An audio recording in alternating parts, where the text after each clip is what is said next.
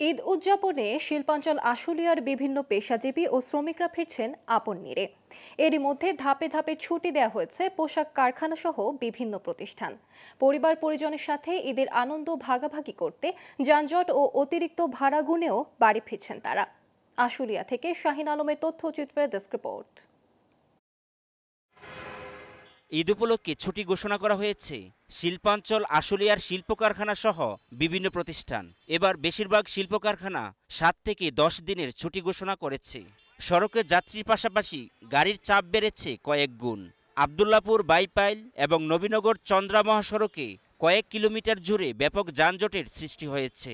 পরিবহনে 1.5 থেকে 2 গুণ বাড়তি ভাড়া গুনতে হচ্ছে যাত্রীদের। ঈদের আনন্দের জন্য পরিবারের সাথে একসাথে ঈদ করব, এটাই সবার আশা। দীর্ঘদিন পরে বাড়িতে যাওয়া একটা অনুভূতি অন্যরকম কাজ করে। 10 দিন ছুটি মোটামুটি ভালো লাগছে, অনেক ভালো লাগছে।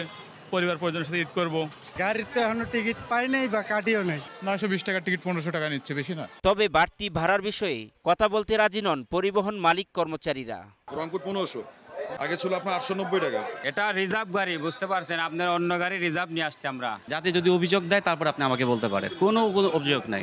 অনাকাঙ্ক্ষিত ঘটনা ও ভোগান্তির কোনো অভিযোগ পেলে সাথে সাথে ব্যবস্থা নেবার কথা জানিয়েছে প্রশাসন। এমনকি 999 নম্বরে কল করে অভিযোগ জানাতে বলেছে পুলিশ।